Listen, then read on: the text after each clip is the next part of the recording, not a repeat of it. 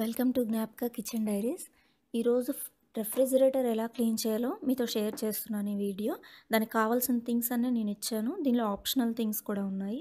ఇది నా refrigerator Samsung అండి ఇది.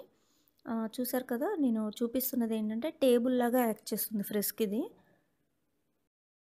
జనరల్గా ఫ్రిడ్జ్ మీద మనం వెయిట్ అనేది యూస్ చేయకూడదు, బట్ దీనికి ఏంటంటే మనం యూస్ చేసుకోవచ్చు అనమాట. వాళ్ళు ఇచ్చిన కంపెనీ వాళ్ళు ఇచ్చిన ఇది టేబుల్ లాగా యాక్ట్ చేస్తుంది ఇది. సో దీని మీద వెయిట్ అనేది పెట్టుకోవచ్చు.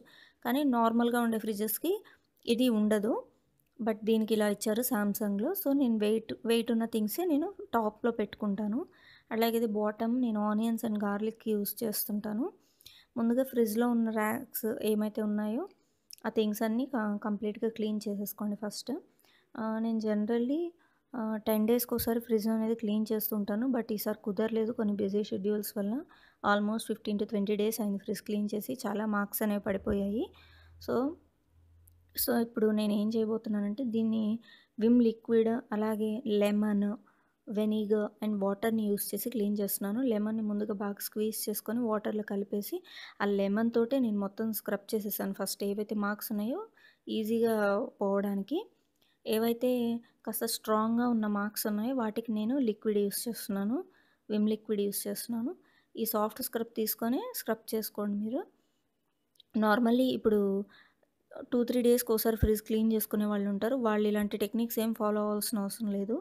ఏం చేయొచ్చు అంటే ఫ్రిడ్జ్లో ఉన్న థింగ్స్ అన్నీ క్లీన్ చేసేసుకొని నీట్గా బయట పెట్టేసి ఫ్రిడ్జ్ని క్లోజ్ చేసి ఆన్ చేసేసి ఒక 10 to 20 మినిట్స్ కన్నా పెట్టేసి తర్వాత ఓపెన్ చేస్తే ఫ్రిడ్జ్ డోర్ మనకి వెట్ మాయిశ్చర్ అనేది బాగా ఫామ్ అయిపోయి ఉంటుంది ఫ్రిడ్జ్లో.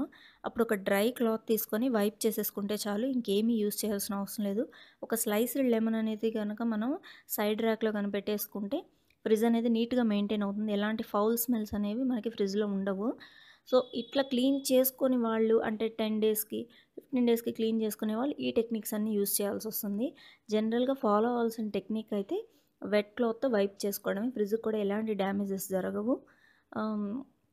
దాని ఒక అంటే ఐ మీన్ అది రీటైన్ అవుతుంది. దానికి ఎటువంటి డ్యామేజెస్ కాకుండా. నేను ఇక్కడ ఐస్ తీయడానికి హాట్ వాటర్ యూస్ చేశాను కాస్త. ఎందుకంటే దానిలో స్పూన్స్ కానీ ఇలాంటివి పెట్టి స్క్రాచ్ చేయకూడదు. ఆల్రెడీ మనకి ఫ్రిడ్జ్లో మనకి ఇన్స్ట్రక్షన్స్లో ఇచ్చుంటారు కంపల్సరీ, కానీ కొంతమంది అది ఫాలో చేయరు, బట్ కంపల్సరీ ఫాలో చేయాలి.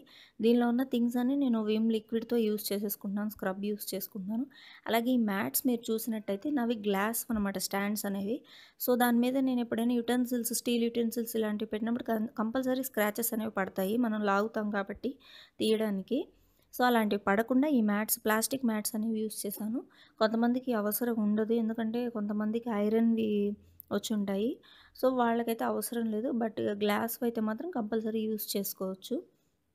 ఇలా యూస్ చేయడం వల్ల ఫ్రిడ్జ్ అనేది డ్యామేజ్ కాకుండా నీట్గా ఉంటుంది. ఎక్కువ కాలం మనకి ఫ్రెష్నెస్ రిటైన్ అవ్వడానికి ఛాన్సెస్ ఉంటాయి.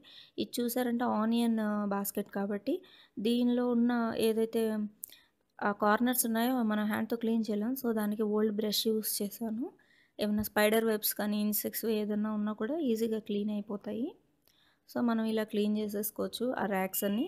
వెంటనే ఒక డ్రై క్లాత్తో నీట్గా వాటిని వైప్ చేసేసుకుంటే ఆ మాయిశ్చర్ అనేది ఉండదు, నీట్గా ఉంటుంది. ఫ్రిడ్జ్లో మనం ఇప్పుడు పెట్టే ఐటమ్స్ కూడా ఫ్రెష్గా ఉంటాయి అన్నమాట.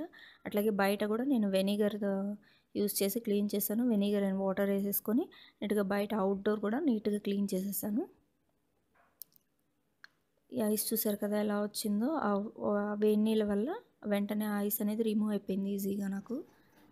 సో ఇవి కూడా క్లీన్ అయిపోయాయి. నేను ఇప్పుడు ఇవన్నీ సెట్ చేసేసుకుంటున్నాను. సో ఫ్రిడ్జ్ని ఇలా నీట్గా మెయింటైన్ చేసుకోవచ్చు. అట్లాగే ఫ్రిడ్జ్ని ఐ మీన్ రెఫ్రిజిరేటర్లో మన థింగ్స్ అనేవి ఎలా ఆర్గనైజ్ చేయాలి అనుకునేది మీకు నేను వేరే వీడియోలో చూపిస్తాను కంపల్సరీ. బట్ ఇంతవరకు అయితే ఫ్రిడ్జ్ క్లీనింగ్ అనేది చూపించాను. అట్లాగే కింద కంపల్సరీ పాలిథిన్ కవర్ కానీ న్యూస్ పేపర్ కానీ వేసుకోండి. ఎందుకంటే అవి ఏవైతే పార్టిషన్స్ ఉన్నాయో దానిలో నుంచి మళ్ళీ డస్ట్ అంతా కిందకి వెళ్ళిపోయి ఫ్రిడ్జ్ కింద స్టోర్ అయిపోతుంది. ప్రతిరోజు మనం ఫ్రిడ్జ్ని జరిపి క్లీన్ చేయాలంటే అవ్వదు ఇది. సో అందుకోసం అదొక చిన్న టిప్. సో చూసారు కదండి, నాకు తెలిసి ఈ వీడియో మీకు చాలా బాగా నచ్చినట్టు ఉంటుంది. అండ్ ఇంపార్టెంట్ థింగ్ ఏంటంటే ఇదే మనకి ఫ్రిడ్జ్లో టెంపరేచర్ని అడ్జస్ట్ చేసుకోవడం ప్రతి ఫ్రిడ్జ్లో ఉంటుంది కాబట్టి ఇది. ఈ టెంపరేచర్ అడ్జస్ట్ చేసుకోవడం అనేది వింటర్లో మేబీ 1-2 వరకు పెట్టుకోవచ్చు. సమ్మర్‌లో కొంచెం ఎక్స్టెండ్ చేసుకోండి. చూసారు కదా! ఈ స్పూన్స్ అనేవన్నీ యూజ్ చేయకూడదు. అట్లాగే నాకు ఫ్రిడ్జ్‌లో కూలింగ్ ప్యాడ్ గూడా ఉంది. ఆహ్, క ఆ కూలింగ్ ప్యాడ్ నాకు ఎందుకు ఉపయోగపడుతుందంటే వెజిటబుల్స్ బాస్కెట్ దగ్గర ఎప్పుడైనా పవర్ ఆఫ్ అయినప్పుడు ఆ కూలింగ్ ప్యాడ్ అనేది 1-2 అవర్స్ ఏదన్నా మనం దాని మీద పెట్టుకోవచ్చు. ఆ కూలింగ్ అనేది అలాగే రిటైన్ అవుతుంది. సో, ఇది నాకిది సామ్‌సంగ్‌లో ఇచ్చారు.